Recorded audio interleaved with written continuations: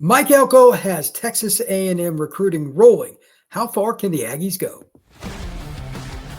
Locked On presents The Portal, the daily podcast covering college football recruiting and everything NIL.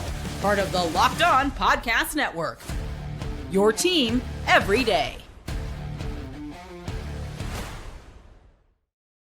Welcome back into The Portal. I am your host, Brian Smith, longtime college football recruiting analyst and writer. Thank you for making The Portal your first listen each and every day. Today's show is brought to you by FanDuel.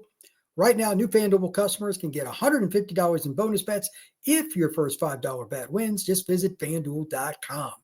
We're going to do rapid fire with the Aggies today. Mr. Andrew Stefaniak. Mr. Andrew, I have a tough question for you. Sure. How does Texas A&M have one commitment from the state of Texas in the 2026 class out of 9 kids? That blew my mind. The weirdest thing ever. And so for those, like, genuinely, it's so weird to me. And they're obviously in it for a ton of kids in the state, and it's going to even itself out. But it's a weird start. Kind of something you just talked to me about a minute ago before we pressed record was you made a good point. You got a kid from New Jersey, and I'm sitting here going, you know what's going on with, and it's because, Elko's kind of recruited in some of those regions before, well before he was the DC at A&M, before he went on to Duke and comes back. And so he's kind of recruited the Northeast at times, places you don't always expect Texas A&M players to come from. They've done well in the state of California, which has been really interesting. Yep. You've got a few kids in the 25 class, and this 26 class is, you got a ton of California kids. So they're going to get their Texas guys. They're always going to get their Texas guys, but it's great to see that it's become more of a nationwide thing. It's never bad. You obviously want to dominate your home state, especially when you're in the Lone Star State, but you also want to dominate all over the country and go get the best talent. Coach Elko's proven he can do that early in his tenure. Yeah, the 25 class, I think, is underrated. I was just for one barometer, I looked at 24/7 Sports. They had them ranked 9th. Yeah. That's fine. I think it could be a little higher, but it's a pretty balanced class. Questions at quarterback because you lose Longstreet, but you still get 2 guys, and one of them, Brady Harder, I really like, although he reclassed. Yeah. I thought it was pretty balanced. Besides just like, and you and I agree, Lamont Rogers, future NFL player, he's an animal at a Horn High School in Mesquite, just outside of Dallas. Name somebody that you think can play early, somebody in that group that you think, okay, A&M fans need to know more about this guy. The one kid that I've been really high on, and it's at an interesting position, is Coyote Armstrong.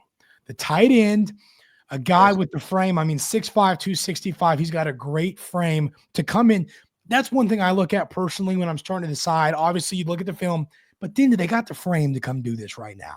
There's a lot of kids, they need that college weight room. He still does. Obviously, you still need a year or a few months in it at least. But he just is a kid that can come in at a position in tight end where you bring in Mike O'Reilly from Auburn, you bring in Nate Borkacher from Nebraska, you bring in Amari Niblack from Texas, who I'm really high on. But Coyote Armstrong at tight end is a guy that can come in. He's athletic. He's a do-it-all tight end, which I love to see. He's a pass catcher, but he can block. I think he's a player. How many receptions does he have? How much playing time does he get? How many snaps? I'm not saying it's going to be a ton, but I think it's going to be more than many A&M fans are expecting right as we sit and talk about this right now in February. Well, that's the question. Like, how quickly can guys really accelerate their career at a spot like tight end where power's a deal? But he looks the part, brother. Yeah. Armstrong's an East Texas kid. I love East Texas players. Mm-hmm. As for Texas, they've always had football. That's really important in the community. And he's 265 pounds. Yeah. A lot of schools would think about moving him to D-line, but that's one spot that A&M usually does not struggle at recruiting. Yes. This class was not either. Let's talk a little bit about the battle for Elko. He's going national, as you said. Getting guys like Armstrong in state, getting kids like Rogers in state are important. Have you heard any chatter from Aggies fans about going national? Because when I was growing up, there were years they literally did not sign a kid outside the Lone Star State. Literally. Is that a deal? Do they care? Is it a conversational topic? I think everybody, when you are a fan of a team that is a hotbed for recruiting, Texas A&M is that type of team. There's obviously some states that have solid football programs that don't really have that hotbed of high school recruiting. I think that Texas A&M fans want to root for players that are like them. They grew up, they went to high school around you. They went to high school in Dallas or in Lubbock, or, you know what I mean? In these cities, you want those players, but then you want to go get the best talent. So I think that if you find a balance, Texas A&M fans are fine with it. And there is a balance. I mean, personally, I'd still want to be at 70% Texas kids, just because, like, you want to dominate in your own state, especially knowing how well Texas is recruiting. There it comes. I was waiting for you to say that. Yeah. So let's spin off on that. Do you think it bothers them when A&M loses kids to Texas? Of course it does. Mm-hmm. But do you think it bothers them more when they don't put as much time into it because they're going out of state? Maybe that was a better way to ask the first question. I like that. I like that conversation because, I mean, so, you go get a kid in, right, your new quarterback Kasuga in this 2026 class, right? A kid that comes in from a state that, I mean, you're not getting a ton of recruits from. And you kind of wonder, like, is there a Texas quarterback? I don't know much about the quarterbacks in Texas right now because we kind of got ours already in the 2026 class, barring a decommitment or whatever. But,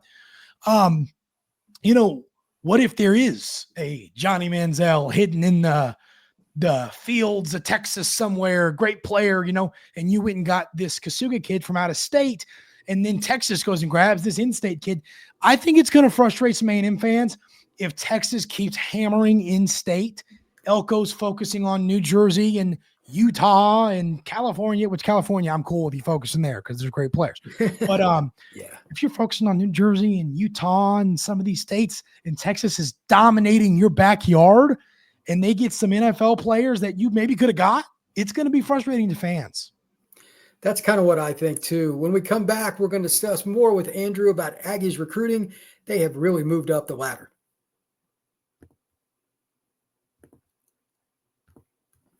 When the game tips off, the NBA action is just getting started, and there's no better place to get in on it than FanDuel, America's #1 sportsbook. With FanDuel, you can place live bets throughout the game, so even if you miss the opening tip-off or want to bet on a fourth quarter comeback, you can stay in on the action. And if you're looking for a bigger payout, you can even combine your live bets into a same-game parlay. Here's an example. I love using FanDuel's live betting feature because it keeps every moment of the game exciting. Whether I'm backing my team for a late game rally or picking a player to hit a clutch three, I never feel like I missed my chance. Plus, the app is easy to use, and when you win, you get paid instantly. Right now, new FanDuel customers can get $150 in bonus bets if your first $5 bet wins. Just visit FanDuel.com to join today. That's FanDuel.com for your shot at $150 in bonus bets. Make every moment more with FanDuel, the official sportsbook betting partner of the NBA. Texas A&M versus Texas, and recruiting is part of it, but you got LSU, you got Oklahoma, and you got Ohio State, you got USC, you got Notre Dame, you got Florida State, all these schools trying to come in. The Aggies have been successful. So I want to give a shout out to not just Mike Elko, but the entire staff for doing a pretty good job of keeping at least some of the elite players home.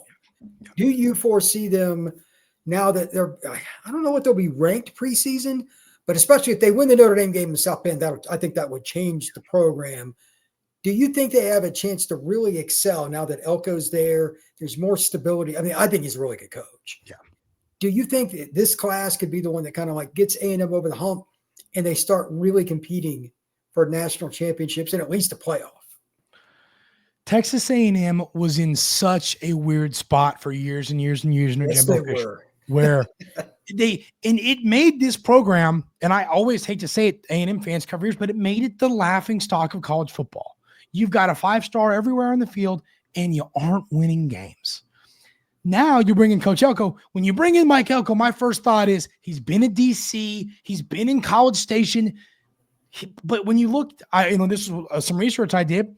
You never really saw Mike Elko, main recruiter, recruited by Mike. You didn't see it, Mike Elko, a lot. That was my number one concern. Will Mike Elko recruit? I know we have the NIL fund for it. You knew you had all the pieces in place for it to happen. He hired a great staff to help with recruiting, but I wanted to see it happen, and it has happened. Mike Elko has it when it comes to X's and O's and all of the important things as a coach. That's where A&M lacked in the previous regime. You now have that in coaching, and you're still recruiting at a high level. if you would have asked me this 2025 class, where is it going to be? And you would have said inside the top 10. And I agree with you, Brian. I think you can make the argument it could be a spot or two higher. I would have taken that all day long in, his real first class at A&M, getting the feet under him for recruiting. So I think he's got this program. He's put the two things together, X's and O's, player development, recruiting. He's putting them all together. You didn't see it under Jimbo Fisher. And I think this Texas A&M program is going to get over the hump and become a real powerhouse in college football. I wouldn't be surprised at all. And I knew he could recruit for the little bit of time that I've been following him, but because he was a coordinator, he doesn't have as much time. Coordinators don't get to go out on the road as much, etc. But he's a pretty good closer. So far as recruiting for A&M in the 26 class, again, they're off to a great start. They got 9 guys committed. Is there anything that you want to see? Obviously, quarterback, again, they need to make sure, because if they didn't get it right in this one, you can't go 2 years in a row that quarterback working, and they're probably a little unsure. Besides quarterback, where would you like to see the Aggies hit a home run in the 26 class from a position standpoint? They're really doing a good job in the defensive line there right now. I mean, you've got some absolute units. And like you said a minute ago, it's never really a concern in College Station, that defensive line. For whatever reason.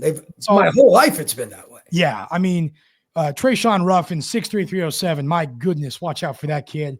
Then you've got Jermaine Kinsler, the most recent guy, 6'7", 260. You said you met him, you've been around him. Big kid. Yeah. The height and weight backs that. Then you got Jordan Carter, the 6'4", 235-pound edge rusher, who's going to be just a stud when he gets to college. They're hammering defensive line. The defensive line in the 25 class, I like a lot. I wanted a bit more because of losing Shamar Turner, Shamar Stewart, Nick Scorton, losing some guys to the portal. You lost a lot of great depth pieces and a lot of potential first, second round picks in the NFL draft. So I think they've done a great job so far on the defensive line.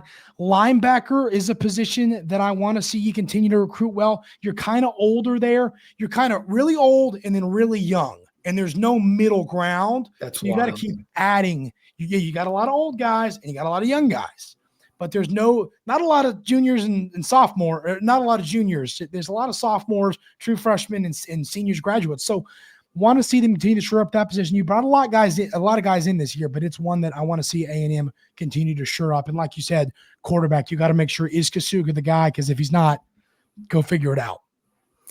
I think he's going to be the guy that kind of solidify either him or Hart will work out, is my guess. One or the other. So that would be a great start. But he's from Utah. Yeah. So I'm just curious. And good for them. I'm just curious how that came about. I know Georgia was high on him, and a lot of other schools, they thought he was really good. So that's good for the Aggies. Andrew, I'll get you out of here on this. To this point, with the way recruiting has gone, do you feel comfortable with how Mike Elko and his staff have approached it overall?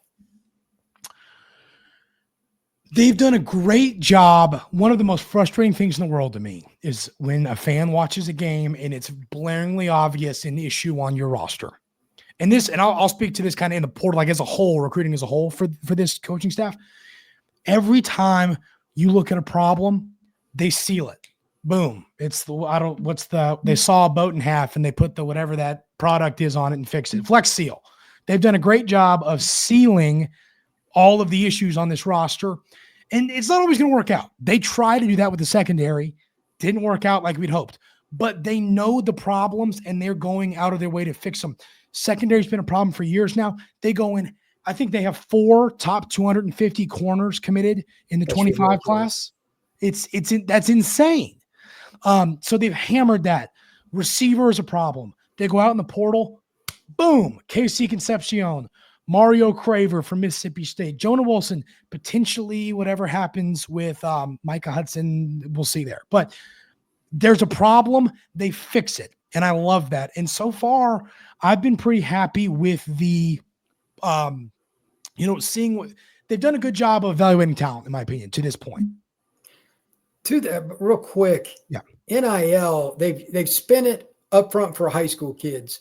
Are they using it more strategically with the portal? Like, okay, we're really missing at spot X, and receiver was obviously a need. I saw them play a couple games last year when they played good corners. They struggled. Yeah. Is that what they're doing? The NIL is more for high school, except for specific situations? If I had one gripe about Elko, if I had one, and I'll tell you what it is, and I hope I'm wrong, but I think that there's a balance of going big or going home for some recruits in the portal, but still filling some depth. And there are some positions I'm a little worried about offensive line depth. I think you're darn good 1 through 5 on your, across left, right starters. There's some depth concerns there. There's other linebackers, a great example. Like I talked about, you got some veteran older guys that are really good. You got some young guys. I wouldn't have hated going to get 1 or 2 more guys that have some experience. I think they went a little bit big in that receiver room, which you needed to do, but I think that there was a few positions that could have shored up more. Now, the good news is you have another shot at this. And a few window. Yeah, right. So you've got another window to plug that. But my guess is they're going to find a few more holes than they expect and have to plug them in the next go around in the portal. Okay. Well, we'll see. I think A&M's headed in the right trajectory. Yeah, Andrew, I know you agree with that. Can you tell everybody where you can find your work, brother? Yeah, Locked On Aggies, wherever you get your podcasts, on YouTube. We're talking A&M every day. A lot of fun stuff going on. You got a pretty darn good basketball team right now. Baseball, number 1. So a lot of fun stuff going on with A&M. You can find everything I do over at Locked On Aggies. Thank you for that, sir. You can find my work on Apple, Spotify, YouTube, and everywhere else. If you're on YouTube, just type in LO the Portal, LO the Portal. I love doing this stuff, recruiting, transfer portal every day. Like, subscribe, and I will see you again soon.